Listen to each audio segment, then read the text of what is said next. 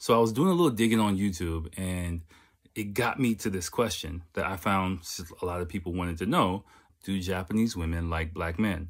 The answer is yes and no.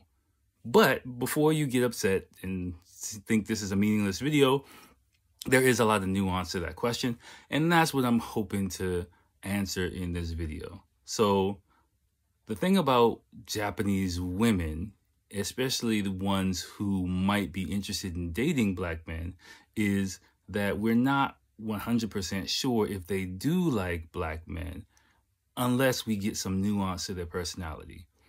On the surface, Japanese women, you might, if you're new to the country, you might think, oh, everyone looks kind of similar, acts kind of similar. Japanese people are all the same.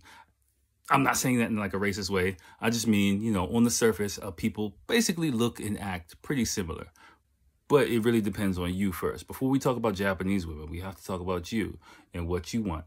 Who are you? So the reason why is because basically in Japan, I think my philosophy is there's a group of women for every type of guy.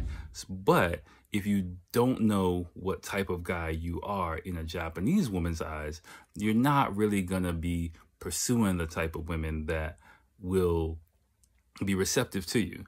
Now, before you start thinking this sounds like game and all these things, look, I'm not trying to be some player kind of guy. I'm just telling you my experience, you know, moving around the Tokyo area, meeting, dating, and, you know, discussing things, sharing experiences with my friends. That's all. So first off, the reason why I say who are you is because we need to ask, like, for example, how old are you?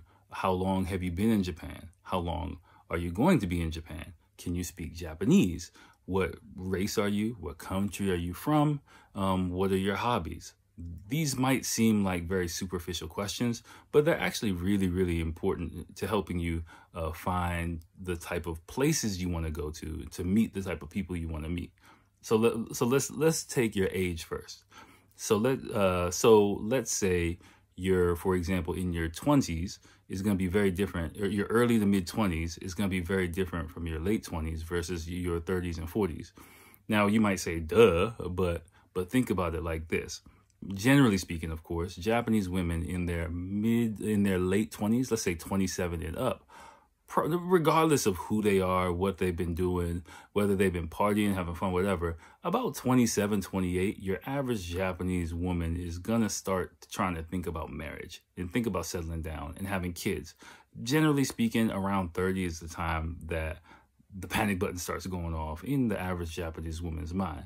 So if you're, for example, in your late 20s and you just came to Japan and you're looking for someone around your age group, their priorities are going to be quite different. Especially, you know, if depending on what you do and things like that. That's another thing. What do you do? So if you come to Japan and you have, you know, established job or, you know, some the high paying skills or things like that, and you're in that age group, you're going to be much more desirable for those women. But then again, you have to ask where you're meeting these women and what their goals are. What your goals are. Like, are you just trying to have fun, hang out, do your thing? Or are you looking for a serious girlfriend, a serious partner, maybe even get married and have kids? Because instantly, someone's going to probably, you know, within a couple of, if you're doing more than hanging out for one night, that's going to come up more than likely. Language skills is another thing that we talked about. Can you speak Japanese? If you don't have any Japanese skill, then you're only going to be limited to Japanese women who can speak English. Or if you're a native English speaker, for example, I'm imagining that you are. So, even if you are black, I would say, if you are black and you got some swag, you got some. By the way, I'm assuming that you got game. You please don't be watching this thinking automatically because you're black that Japanese women are just gonna fall for you. If you're some dweeb or something like. You're some dweeb who's never talked to a girl in your life. Like, you do have to have some, you know, something about you that is attractive. Don't go under the assumption that all Japanese women, again, are the same. And because you're a foreign guy, that they're going to fall all over you. If you're good looking, you might be able to get girls, but do a self-assessment.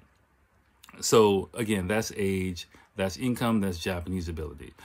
I think those are the main basics. If I'm forgetting any, please leave a comment and let me know, and I have no problem making another video to this. Now that we've gone over a general overview of you, let's talk about the women themselves. Let's categorize women in their 20s. Let's focus on 20s, because I think that's where most of the dating and meeting happens, and I'm imagining that's where most of these questions are coming from. So let's imagine you're in your 20s, and you're a black guy. Even if you're not a black dude, you know, and you want to know why, what do Japanese women like foreign guys, it's kind of still the same concept. Think about it like this. I'm gonna use the word groupies, but not groupies. I'm not trying to clump everyone in it, but just as a reference, think about the way I think about it. Every group of guys has Japanese groupies. What I mean by that is there are a segment of foreign guys that they're into for some reason or another. For example, I'm black. I listen to hip hop. So in my 20s, I was going to hip hop clubs.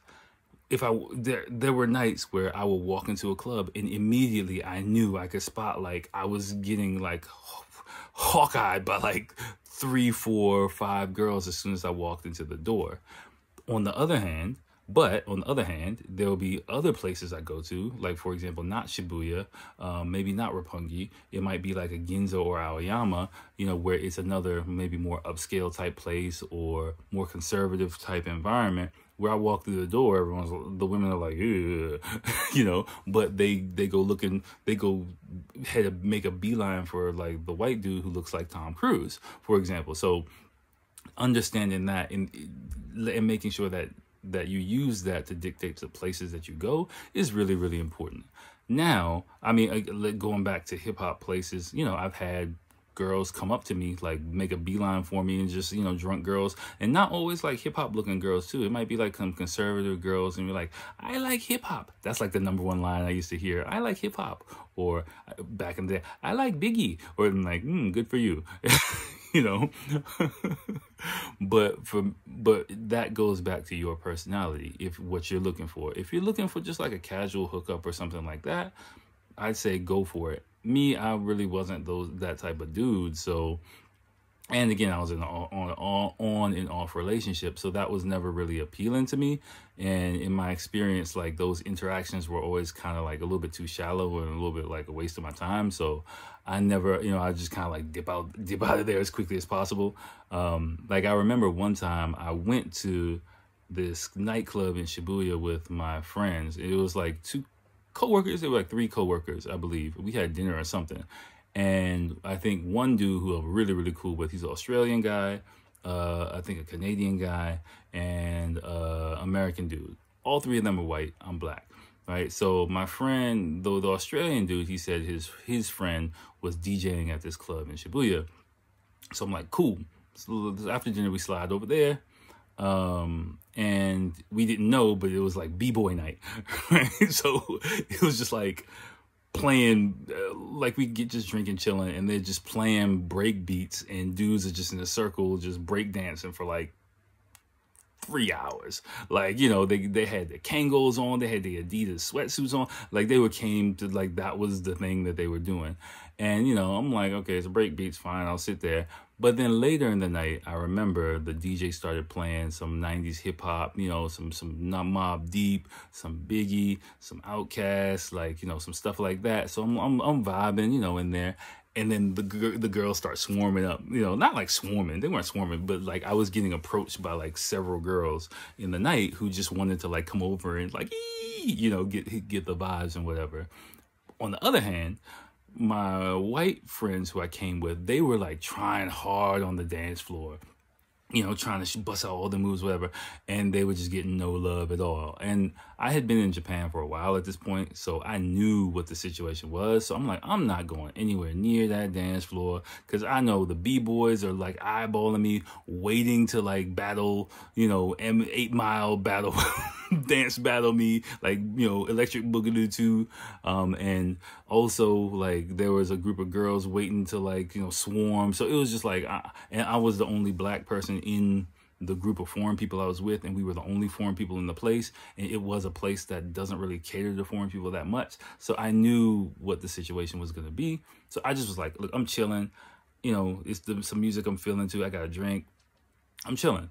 But one or two of the, like, especially one dude, he was really like trying to kick it to girls. And so he was like, hey, Akil, you want to dance? You want to dance? Come on, you want to hit the dance floor? I'm like, no, I don't. I was also kind of messing with him, like, why you want me to dance? Why you want the black guy to dance? Yeah. So he was just like, "Ugh," and then he just like run away and then try and kick at the girls with no effect. But again, like, it really depends on where you are, where you're going, and things like that. So so let me know with a like and a comment what you think, and let me know if you want me to do a part 2 of this. All right, later.